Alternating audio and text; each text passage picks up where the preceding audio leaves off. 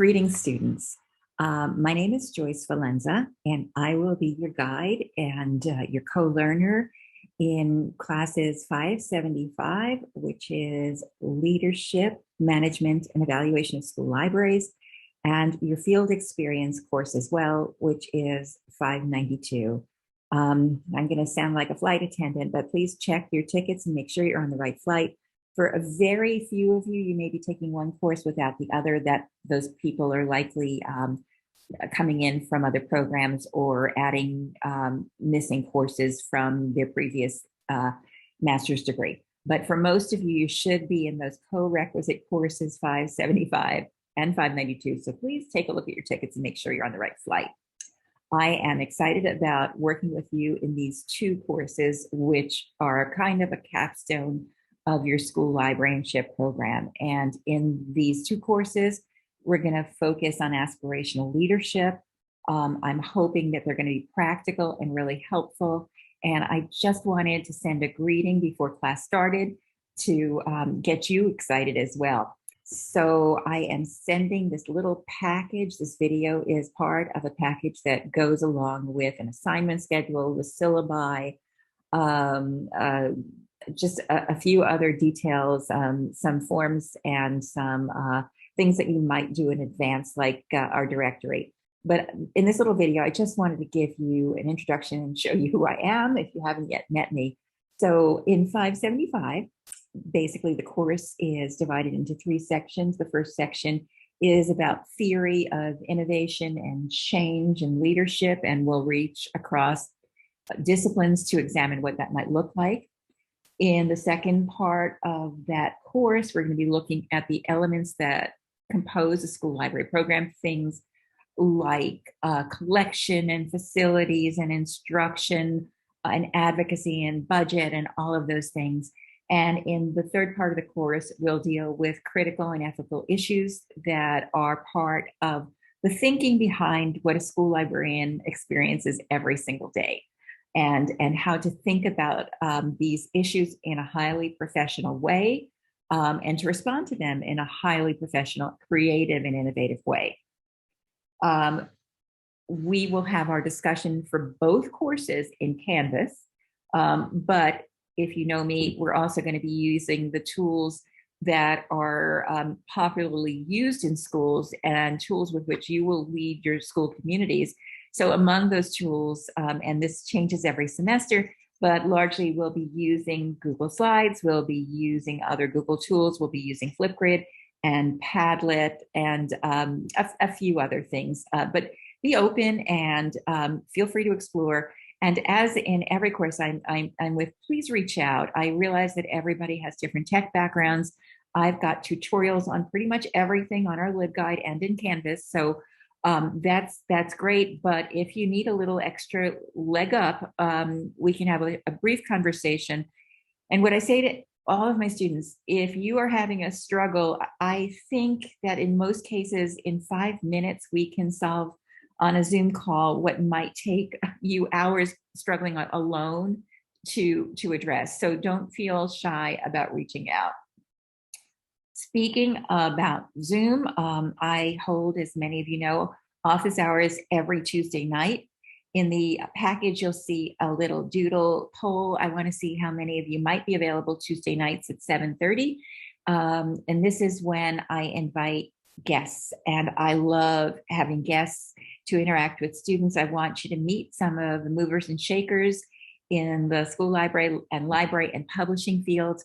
And this is a great opportunity to come, listen, ask questions, and also to network and to follow up with these people after you meet them. So I'm hoping that you'll take that opportunity.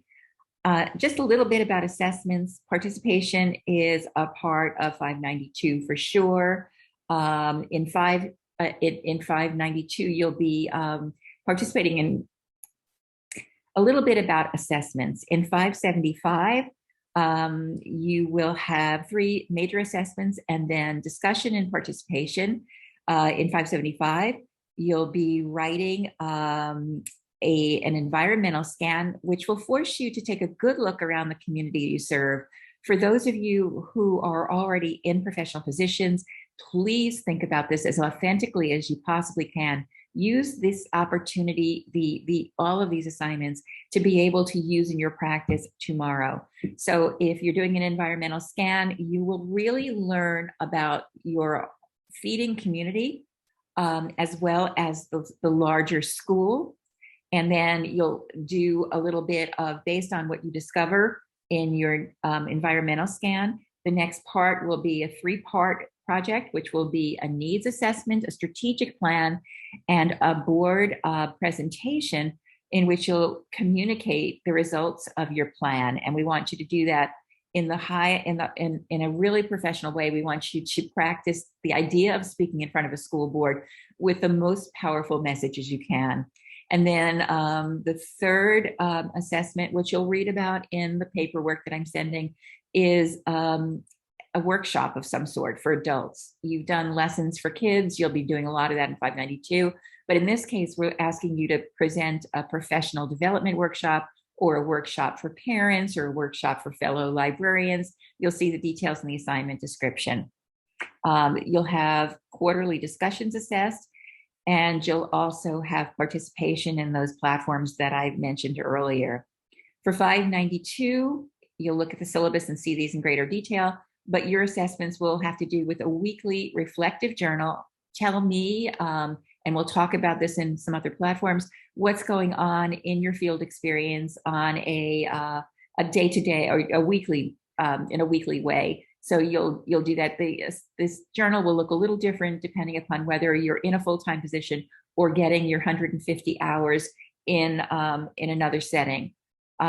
You'll also be putting together a portfolio that will include products from your field experience, your reflection, and a portfolio resume. And then you'll also have a checklist and evaluation forms, a checklist that your cooperating school librarian will sign off on, an evaluation form that your cooperating school librarian will share with you, and your own student self-evaluation form. And we'll talk much more about these in Canvas and in office hours if that's something that interests you, or things that you want to clarify. A lot of what we have in these courses is changing. School librarianship changes as technology change, as cultures change. And so the playlists that we put together will be important in keeping you up to date. I'm always scanning journals, blogs, podcasts to see what is going to be important and timely. So that you will see within Canvas. You'll have some opportunity to choose your readings in this course in 575, especially in the playlist. And then we'll have a few texts, which are described in the syllabus. At the point that I am recording this, all the texts are available on reserve with the exception of our national standards document, and there'll be a form that you can use to get a discount. I'm hoping that you may already have this book. You may choose to borrow it from another student if you have somebody who's not currently using it, but it is really an important document of our profession. So if you find yourself getting ready to enter practice, it's something that you're going to want to have on your desk. As I said before, please reach out if you're struggling with anything. Engage with your community within Canvas. Our own students engage in office hours, engage online. School librarians are notoriously wonderful for participating in social media, especially Twitter and Instagram these days. And so reach out, follow our School Library NJ website that we put together recently. Has a school librarians tab, which is called School Librarians HQ for headquarters. There, everything, I'm putting a lot of our resources from all of our classes on there, and you'll have that to take with you and rely on after you graduate and engage.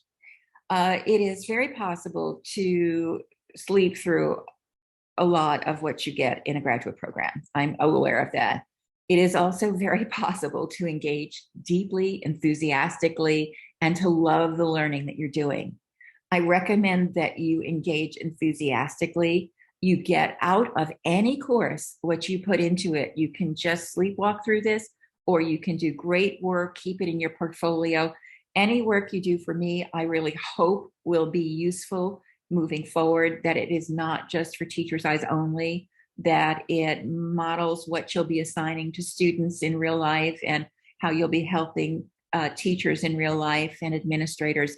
But you get what you put in. And so that's just my little piece of advice to you.